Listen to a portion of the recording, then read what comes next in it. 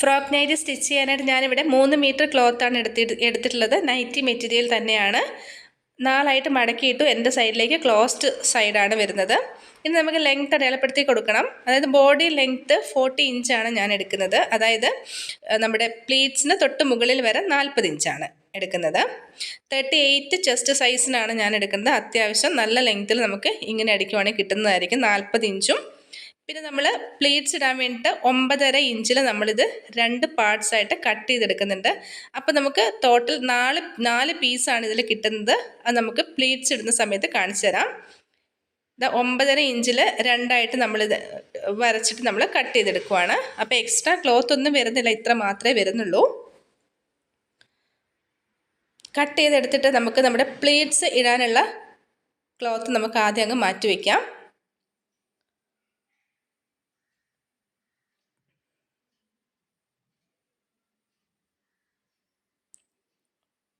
ഇനി നമുക്ക് നമ്മുടെ ബോഡി പാർട്ട് ഫുള്ള് വരച്ചിട്ട് കട്ട് ചെയ്തെടുക്കണം. ആദ്യം നമുക്ക് ഷോൾഡർ അടയാളപ്പെടുത്തി കൊടുക്കാം. 7 ഇഞ്ചാണ് ഷോൾഡർ എടുക്കുന്നത്. 38 ചെസ്റ്റ് സൈസിനാണ്. 7 ഇഞ്ച് മതിയാകും എല്ലാവർക്കും.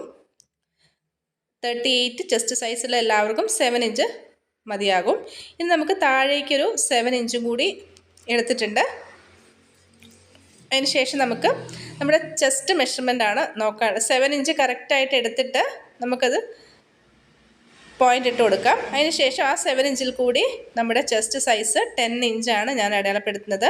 9.5 ഇഞ്ചാണ് സാധാരണ ചുരിദാറിനൊക്കെ വരുന്നത്. ഇതിന് ഇച്ചിരി ലൂസായിട്ട് കിടക്കാൻ വേണ്ടിയിട്ട് ഞാൻ 10 ഇഞ്ച് അടയാളപ്പെടുത്തിയിട്ടുണ്ട്.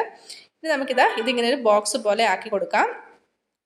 നമ്മൾ ചെസ്റ്റിന് നമ്മൾ തയ്യൽ തുമ്പ് വിട്ടില്ലായിരുന്നു. തയ്യൽ തുമ്പിനൊരു 1.5 ഇഞ്ചും കൂടി അടയാളപ്പെടുത്തി വരച്ചു കൊടുക്കാം. ഇനി നമുക്ക് നമ്മുടെ ആം ഹോൾ വരയ്ക്കണം. ആം ഹോൾ വരയ്ക്കാൻ വേണ്ടി ഇതിൻ്റെ സെൻറ്റർ എടുത്തിട്ട് ഫ്രഞ്ച് കർവ് ഉപയോഗിച്ചാണ് വരയ്ക്കുന്നത്. ഇതെങ്ങനെയാണ് വരയ്ക്കുന്നത് എന്നുള്ള കറക്റ്റ് ഡീറ്റെയിൽഡ് വീഡിയോ ഞാൻ ചെയ്തിട്ടുണ്ട്. കാണാത്തവരൊന്ന് കണ്ടു നോക്കണം. അതിന് ശേഷം ഒരു 1/2 ഇഞ്ച് നമ്മൾ ഡീപ്പായിട്ട് എടുത്തിട്ട് ഫ്രണ്ട് ആം ഹോളിന് വേണ്ടി വരച്ചിട്ടുണ്ട്. ഇനി നമ്മുടെ സ്ലീവാണ്. സ്ലീവിന് ഞാൻ 7.5 ഇങ്ങനെ അടയാളപ്പെടുത്തി. 6 ഇഞ്ചാണ് സ്ലീവ് വേണ്ടത്. 1.5 ഇഞ്ച് തയ്യൽ തുമ്പും കൂടി വിട്ടിട്ട് എന്നിട്ട് ആം ഹോൾ റൗണ്ട് 10 ഇഞ്ച് ഒന്ന് അളന്ന് നോക്കുക. 10 ഇഞ്ചാണ് കിട്ടുന്നത്. അപ്പം നമ്മുടെ 7.5 നിന്ന് നേരെ താഴേക്ക് 9.5 ഇഞ്ച് അടയാളപ്പെടുത്തുക. 10 ഇഞ്ചാണ്, അതായത് നമ്മുടെ ആം റൗണ്ടിൽ നിന്നും 1/2 ഇഞ്ച് കുറച്ചിട്ട്.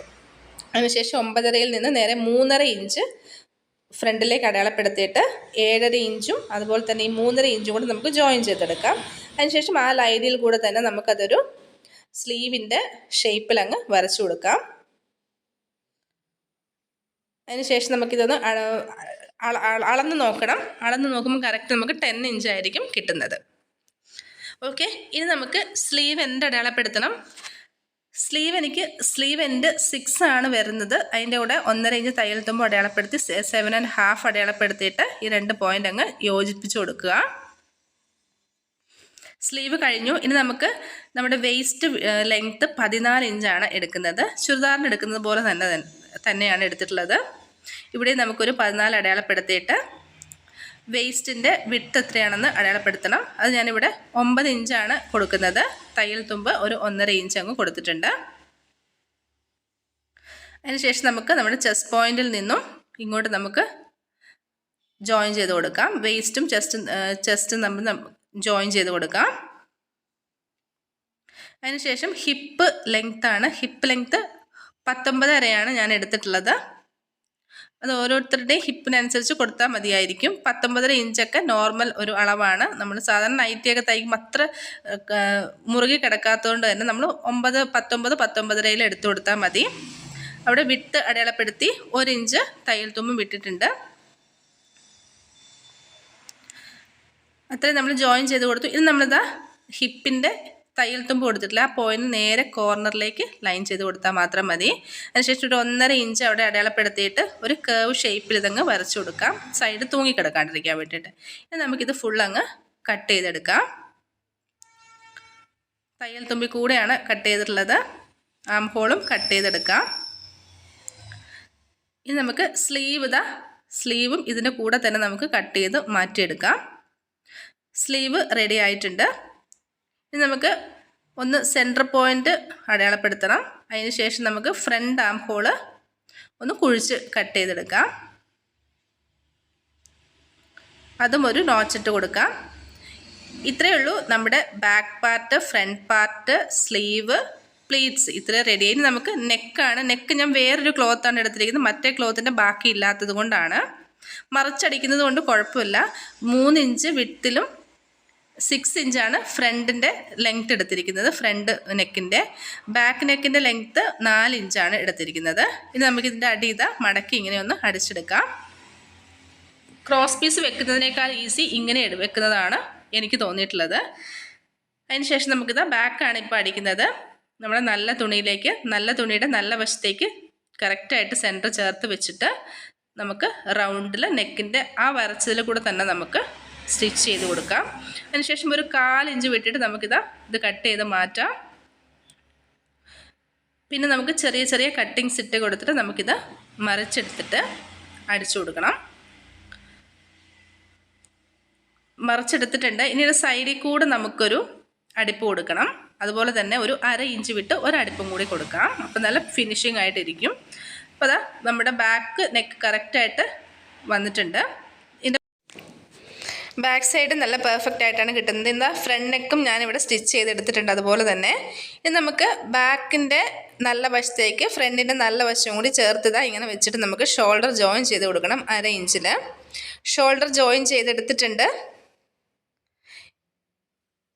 ഇനി നമുക്ക് സ്ലീവ് അറ്റാച്ച് ചെയ്യണം. സ്ലീവിൻ്റെ എൻഡ് ഒരു 1 ഇഞ്ചിൽ നമ്മൾ മടക്കി അടിക്കണം. 1/2 ഇഞ്ച് മടക്കിയിട്ട് അടിച്ചെടുക്കാം.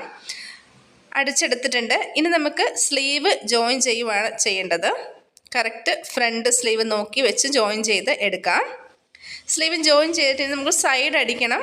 സൈഡ് അടിക്കുമ്പോൾ സ്ലീവിൻ്റെ അവിടുന്ന് മുതൽ 1.5 ഇഞ്ചാണ് നമ്മൾ തയ്യൽ തുമ്പ് വിട്ട് അതെടുത്തിട്ട് അടിക്കുക. താഴെ ഒരു 1.5 ഇഞ്ച് ഗ്യാപ്പ് വിട്ടിട്ട് വേണം ജോയിൻ ചെയ്തെടുക്കാൻ. ഇനി നമുക്ക് പ്ലീറ്റ്സ് ആണ് എടുക്കേണ്ടത്. പ്ലീറ്റ്സ് പീസുകൾ 4 എണ്ണമായിട്ടാണ് കിട്ടുന്നത്. ആ 4 പീസിന് 2 പീസ് നമ്മൾ ജോയിൻ ചെയ്തെടുത്തിട്ട് പ്ലീറ്റ്സ് ഇട്ട് അടിച്ചെടുക്കണം. എന്താ ഇങ്ങനെയായിരിക്കും കിട്ടുന്നത്.